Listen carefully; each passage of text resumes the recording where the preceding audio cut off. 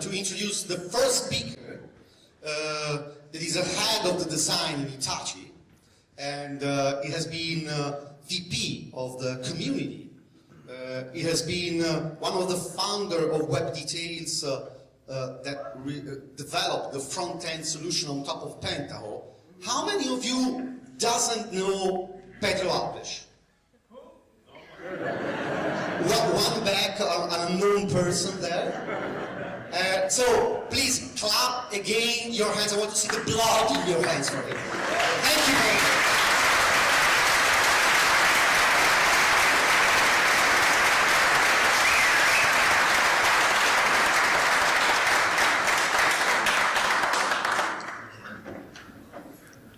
Good morning.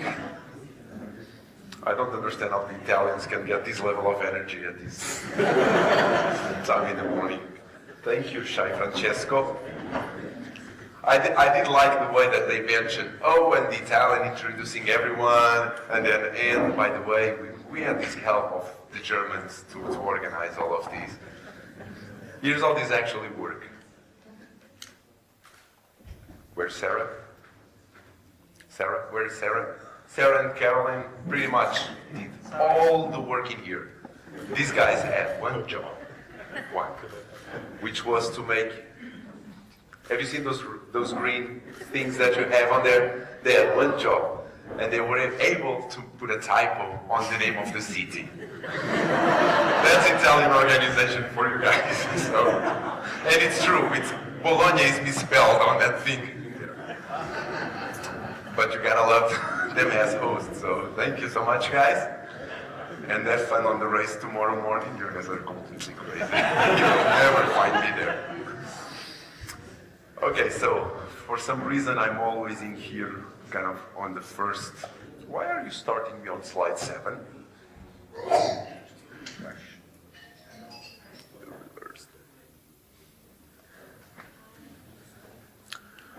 Okay, so for some reason I'm always in the morning part where I have pretty much none energy. So they told me that I had to talk a little bit about Hitachi, Pentaho, and all of those things, and the future of Pentaho and things like that. So I asked for someone to make me a slide that I think I've read last night. So, hey, I can. Someone's like, not me. The Italians built my slide. Shut up, Nelson. So, I'm going to talk a little bit about Vantara, Pentaho, this weird thing called Lumada that especially people within Hitachi hear a lot about. Some of them know what that thing actually is, how to relate, and some community stuff.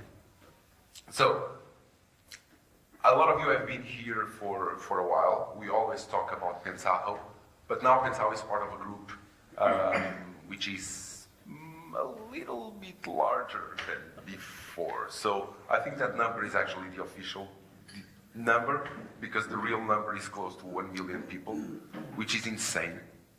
I actually was on a city in Japan that's called Itachi, where 40% of the people in Itachi city work for Hitachi. So it's kind of a different scale, kind of scary if you think about it. And yeah, it's big, and there's a lot of companies, and out of those 950 plus subsidiaries, this Hitachi Vantara is one of them. So it's really a big group, but we think that that kind of started with Pentaho a while back. Hitachi Vantara was created by 3 companies, as most of you know, integration of 3 companies.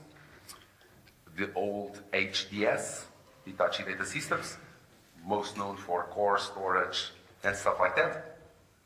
Hitachi Insight Group, that was kind of aimed to be the IoT arm of all of that. And Pentaho, which by far everyone knows it's the most important one in all of those 3. And there are some numbers in here that I don't care about. So, third show-off slide that Mark D loves to say. I don't care a lot about the numbers on these, but there is actually one thing that that it's been interesting on this ride. As Francesco said, I started all of these things like 10 years ago from a Portuguese company. Like 5 years later, we always worked with Pentaho, and 5 years later we joined what was an American company. And right now, we are part of a Japanese group. And one of the things that is more fascinating to me, now being part of the Japanese group, is that in Europe a little bit, in the US a lot. If you work with US companies or you know how it works, basically it always seems that the world will end the next quarter if you don't make your numbers. Everything is absolutely insane. Just the drama, the stress, it's like quarter end, you feel like you're pretty much dead, then someone resets the counter and starts all over again. And you talk about startups, and there's a company with like 3 years old, that's like a huge company. And nowadays, if a company reaches like 5 years, yeah, it's a success. These guys have been going on for 100 plus years. So one of the things that I like about these, and the first time they told me, oh no, we are making a plan and it's a 5-year plan. 5 years, are you kind of kidding me? I don't know what I'll be doing next year. But the truth is that forcing to think about that, and the thing that I think the most important thing about this slide, more than the money or invested on R&D, is that these guys, I think, understood from the beginning, and it's a cultural thing. They understood from the beginning that you need to be able to change the way that you do things in order to stay relevant. And that requires more than what is normal for, at least I talk for myself. I never ever did a 1-year plan because I would be dead if my suppliers would not pay me at the end of the month. So, but these guys are used and force us to think a little bit more ahead, which is good because at least takes a little bit of that stress that we have, and we've seen that. So Hitachi Vantara was created in September. That was marked 1 year, and I think everyone, and there's been a lot of changes. There's a lot of people, even in this room, that used to be part of Pentaho or Hitachi Vantara and are not anymore. There are many people that did not used to be part of it, and now they're here. But actually, one of the good things is that they're all here, no matter if they are still around or not.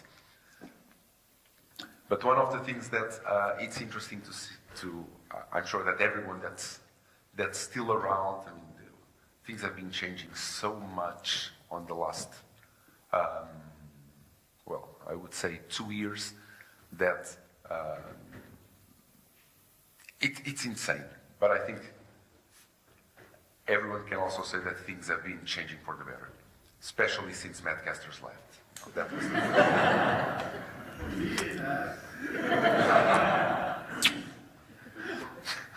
So, Pentaho.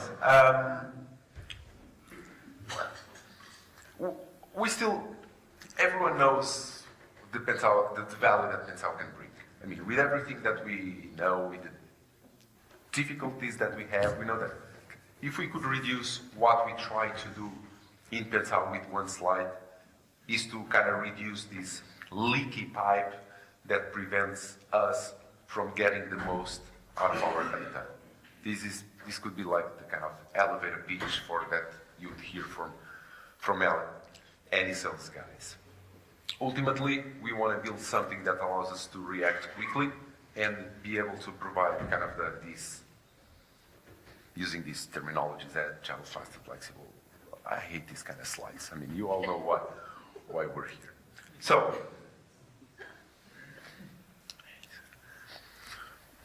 this is what I think all of us that have been working with Pentaho for a while have been dealing on a day-to-day basis. Multitude of technologies, business areas, lines of business, and having a tool that allows us to bring us all that from all the data ingestions and transformations and operations all the way through the delivery of data in the best way to the most adequate persona is something that we can achieve.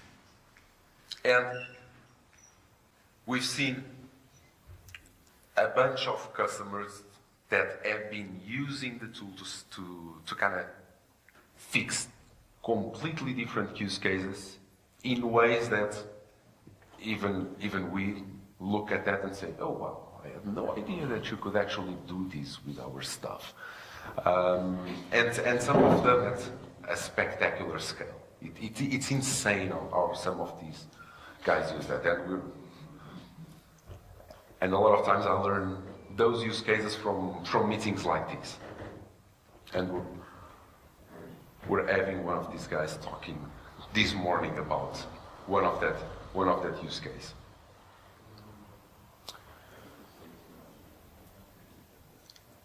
The way that we have been trying to work within the Pentaho tool is try to make sure that we go from data to insights in a coherent way. Sometimes this is easier, well, this is always easier to say than to do, but we always try to position ourselves on that place where we can not think about this flow in just a single, in terms of silos, thinking about tools that position just on the data side of things or closer to the analytics, or even that spot in the middle that used to be, that we heard about more in the last 2 or 3 years and less lately. We still want to make sure that we can bridge into the two areas. And if we had to change this into 4 themes, these would be the ones that we would choose.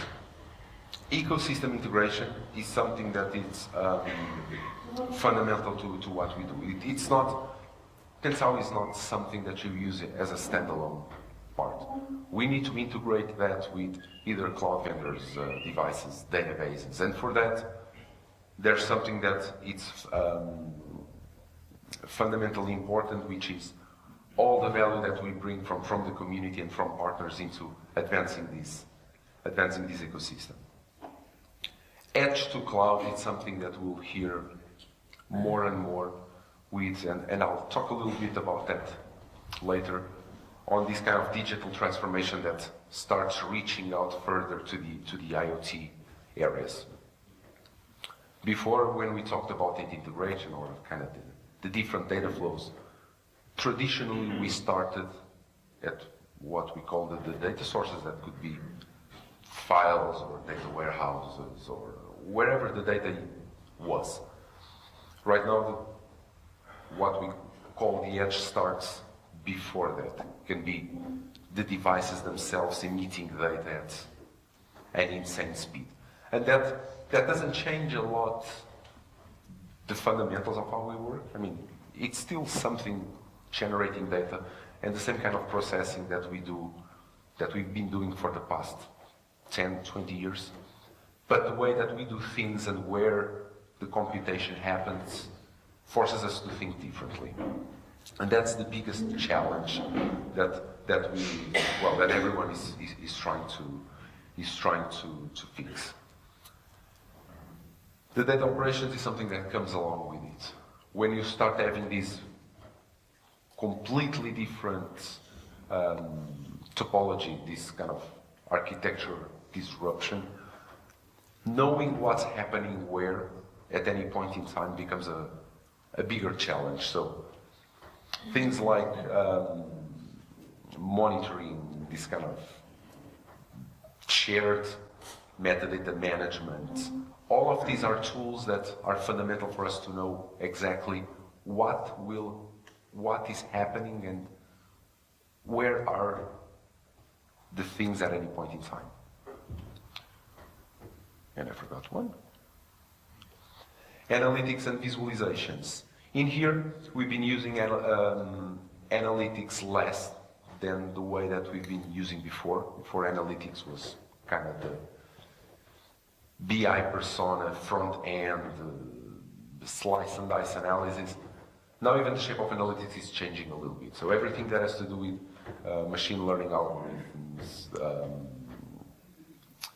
that's something that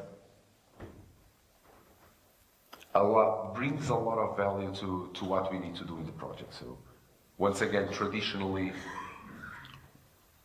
we started all of this journey by trying to understand how we behaved in the past.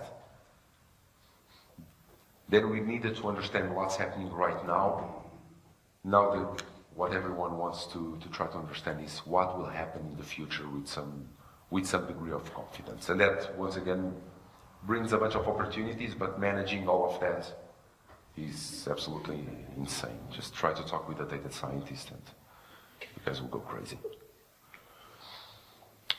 So, on the cloud agnostic analytics pipeline, so for a long time, and that's actually something that the guys that started Pentaho and started building all of this, I think got right, was that there was never that kind of thing of betting on a specific horse.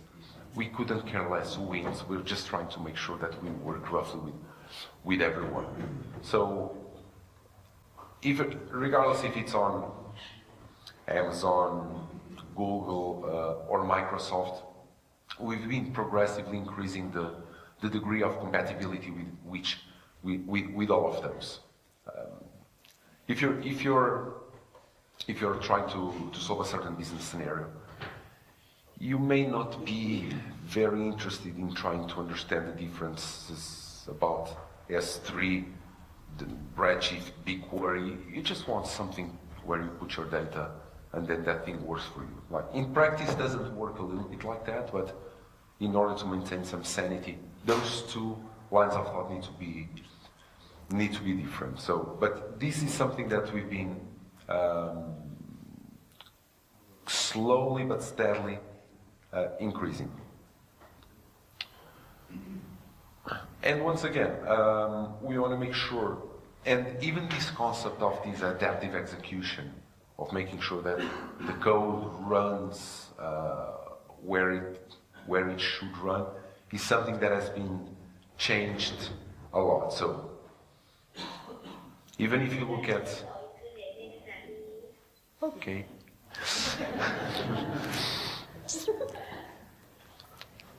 If you look at this even kind of historically, we kind of started with that capability on the data center, on kind of our computers, taking PDI and making sure that we could process the hell out of data kind of as fast as possible. Then we took things to we went try to go even bigger than that, leveraging things like Spark, MapReduce, and be able to run at scale on the cloud.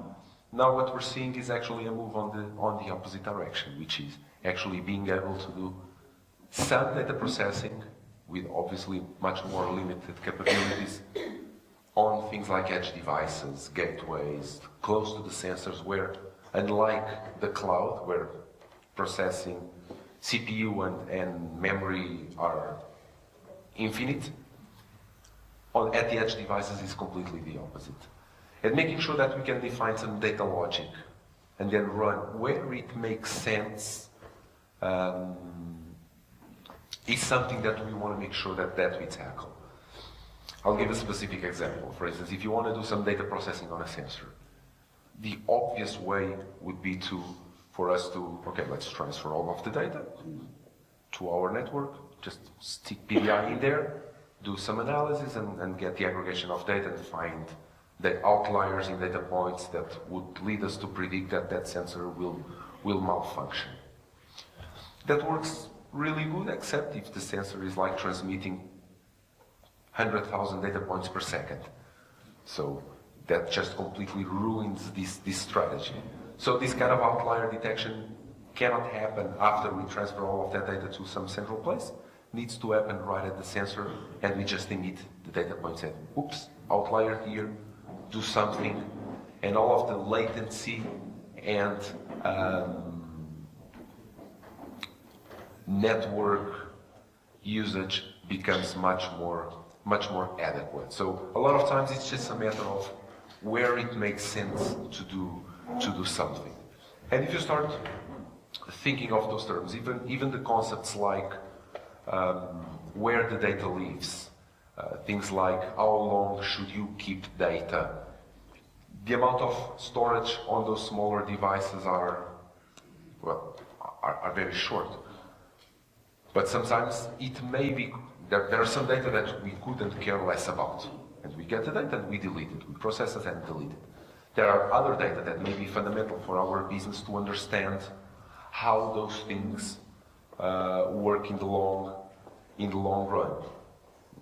Some quick made-up example, for instance, all the Teslas that you start seeing out there, you may not care about the amount of speed that you do on a daily basis, but I'm pretty sure that Tesla gets and stores all the regenerative power that they do while braking.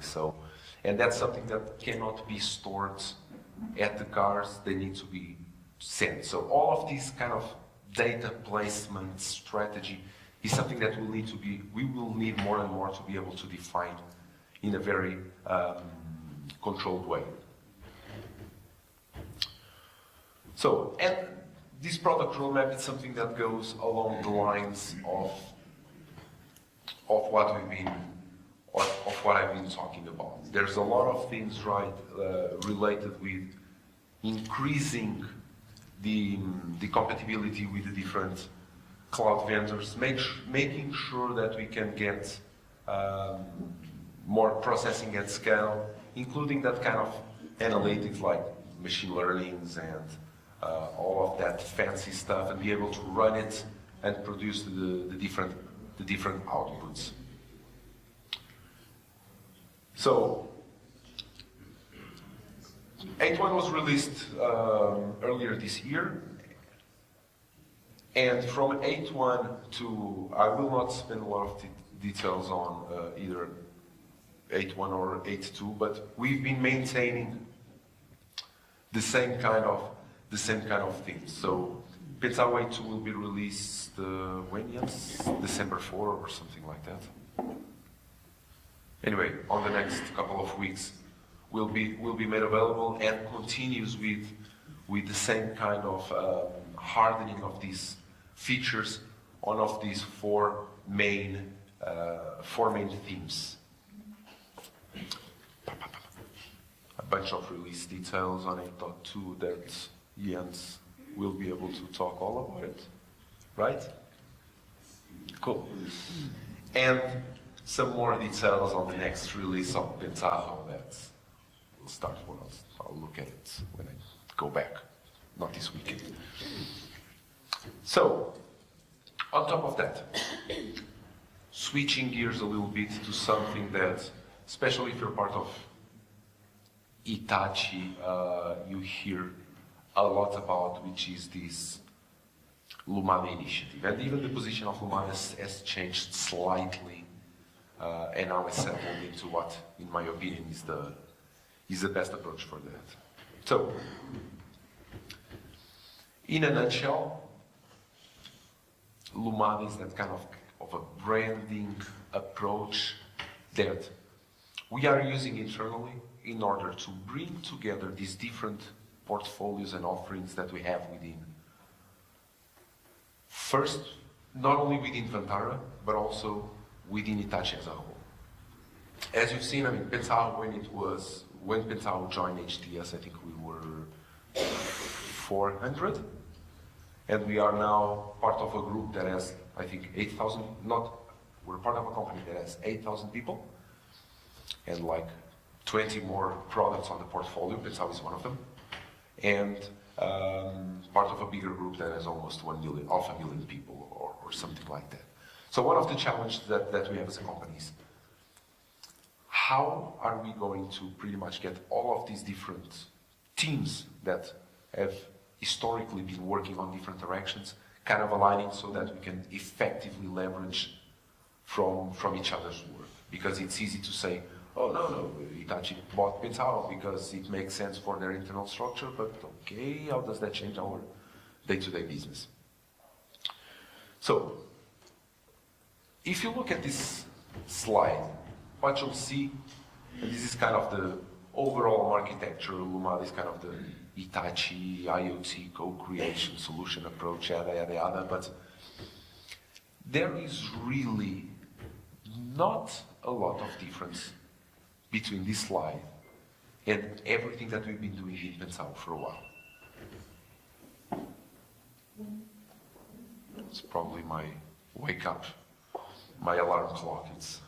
I always wake up every morning at 10:30.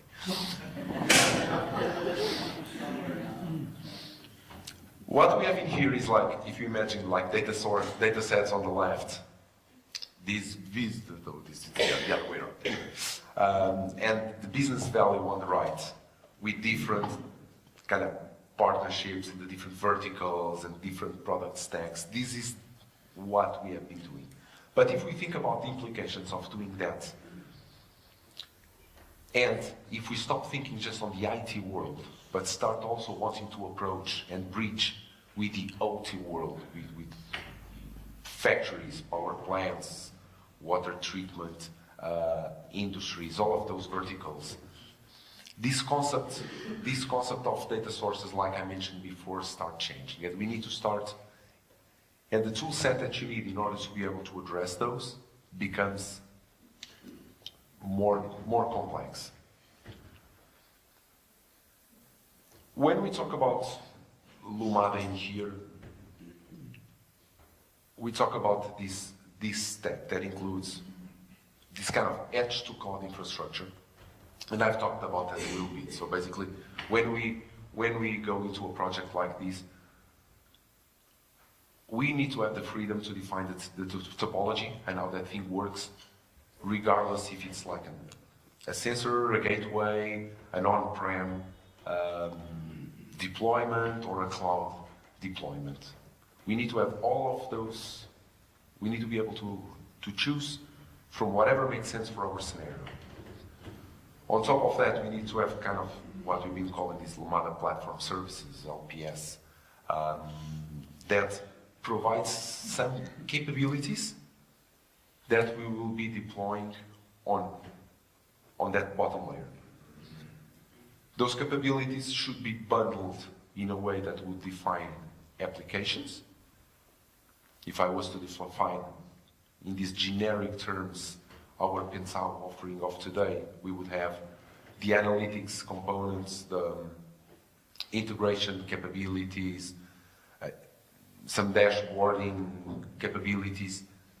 We'll bundle all of that and then get to the specific business solutions. And these are some of the examples of applications that Vantara and Hitachi is building on top of these concepts.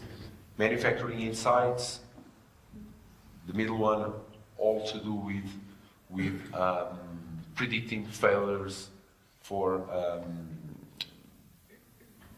manufacturing.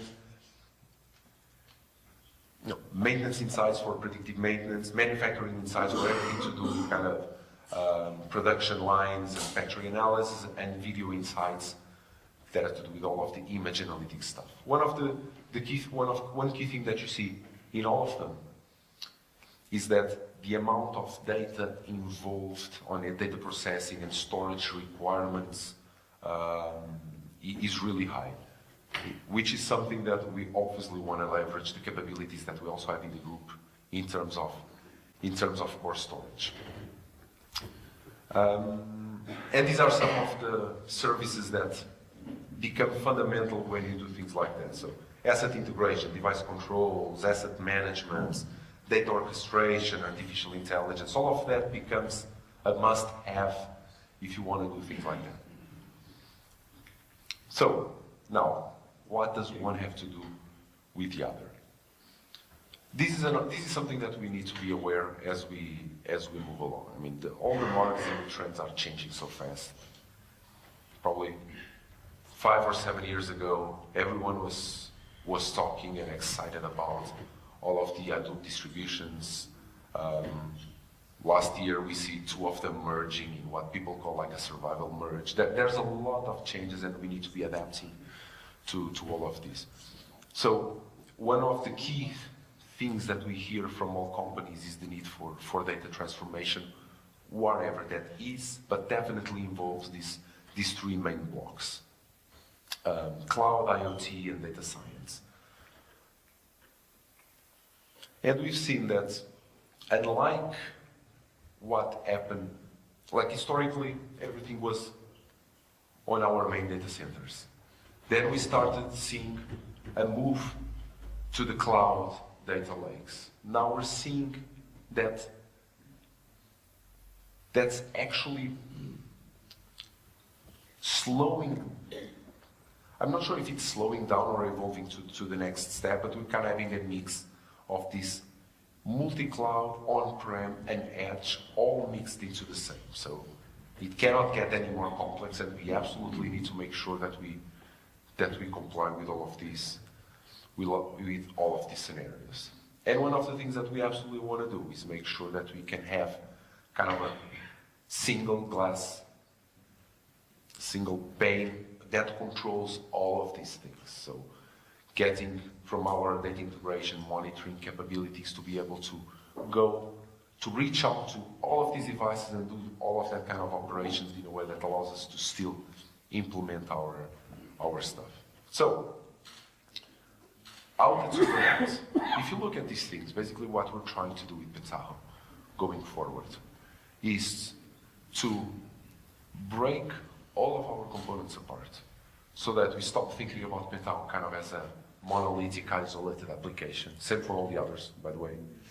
And if you look at all of those blocks, that's actually what Pentaho does. So within this kind of small company in the middle of all of these almost 500,000 people thing, it kind of actually has a lot of presence in what is being touted through all of these people as kind of the future of where Hitachi wants to go.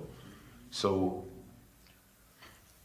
all of our prioritizations and roadmaps goes into this direction where if we stop thinking about the Pentaho engineering team that has like 150 people and bring together all the 800 that we have in Vantara and God knows how many thousands with Hitachi, we'll be able to really accelerate the deliverables in a coherent way. And so, the community on top of all this, it's been quite an interesting journey. And the thing is that, I guess the truth is that Hitachi Vantara and Hitachi, they are very puzzled about all that. They don't understand how this works. One of the interesting things as well is that even from product, from marketing, from sales, this year is the first time that we got, and Chuck is here from the US, letting go his Thanksgiving holiday, because it was the first time in I think 11 years that our kind of corporate sales from the US were saying, oh wow, there's actually some really cool stuff. We should try to go there and try to learn some of those things. So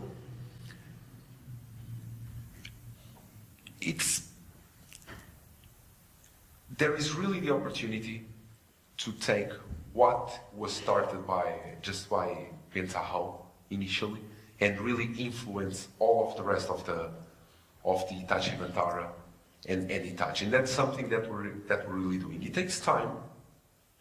We're seeing some results for the first time. I mean, Hitachi Vantara internally, in even our sales groups, product marketings, they are looking at partners like it-novum, like ThinkOS from Mexico, like BSCube from Australia, and they're looking, we need to learn from them. They know some of these things better than we do in here. So, and this kind of involvement it's actually getting higher. Stefan will announce the one commercial engagement that Vantara did with it-novum for the commercialization and even distribution of the SAP connector, which is something that as Pentaho we could never, ever do. So we're actually seeing more engagement with the community, even though kind of the strategy is like, we don't know actually how it works, but let's not break it, let's keep our hands out and try to figure out how it works. Which actually, it works for me. Especially if you see even the last 11 years that we've been having here, that's where I was from on these different things. I think the first one, the budget for the first one was like 3 digits, and those 3 digits was one of the Pentaho founders printing a bunch of t-shirts and buying beers for us. And on the last one, we could get Vantara to sponsor like a 5-digit sponsorship for this. So I think it's been, quite a ride, but we are still around. And I think that's something to be proud of. So guys, welcome to PCM. I think we have a spectacular day, and I will just blow my time a little bit, sorry Francesca, for one thing. So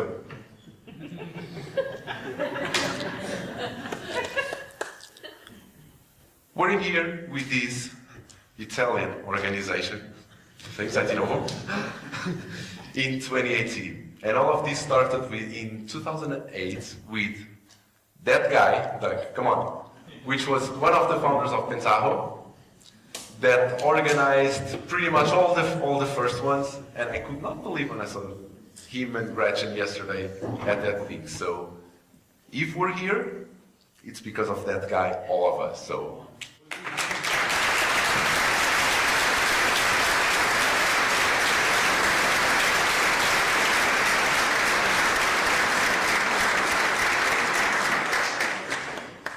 one question if you want, just one. really? That be you? Of all people. Yes, and I'll probably bombard you later with more questions, but At the bar, please. the thing that kind of like puzzles me, as you say that Hitachi is puzzled by the community, is that all the talk is really away from the community, all the Hitachi talk, right? So you talk about Lumada as an umbrella concept, you talked about a lot of things that the organization wants to do, but for us that we're kind of like in the middle, there does not seem to be a perspective or a talk from Hitachi as how Pentaho is going to survive competitive in the industry as a standalone product. Not thinking from the Hitachi perspective, but from a standalone product that has to be competitive with, you know, the Hadoops or the Elastic or all the other tools around the data world. And it really seems a big deviation from the community to what Hitachi wants to do to serve its internal solution. So it's really not clear, and it seems to be a big deviation from the traditional path that Pentaho has followed. Okay, so it's not, because, and if I go back to this slide, one of the things that we, as I mentioned, that we want to do is kind of break those Pentaho pieces apart to be like pieces of in this engine, but there's something in here which is kind of the business rationale behind all this. The goal of Pentaho is not only to serve kind of the Hitachi goals in terms of these kind of co-creation, solution developing, things like that. The number that we have in terms of selling Pentaho internally, it's big. So we absolutely are committed to maintain our kind of classical line of business application style like you had in what Pentaho is. What we want to make sure is that we change a little bit the way that we think and develop it so that we can leverage more all of the other pieces that are available. But those things need to happen at the same time. Maintaining our kind of I'll call it Pentaho offering, tackling the, I will not say the same customers because the customer profile is changing, as well as allowing that to fuel the deliverables that we want in other areas of Hitachi's digital transformation. And like I said, if you don't hear to talk more, you'll hear a lot, and that's something that I actually Hitachi wants and Vantara wants to do that, which is rely a lot on partners. The only reason that you don't hear a lot about the community is that they are still some of us are trying to influence more, but they just don't know how to talk about it the way that, if you look at Pentaho started like that. And there was a shift in the history of Pentaho, we can talk about that later, where that stopped and it kind of survived, and now it's shifting the other way around. So the community is seen with much more interest, but it's something that internally it's a big company. Things take time, but when we can rally things around, it happens faster. Every year we have the same conversation, so, but and we can continue. So thank you, Pedro, for the contribution.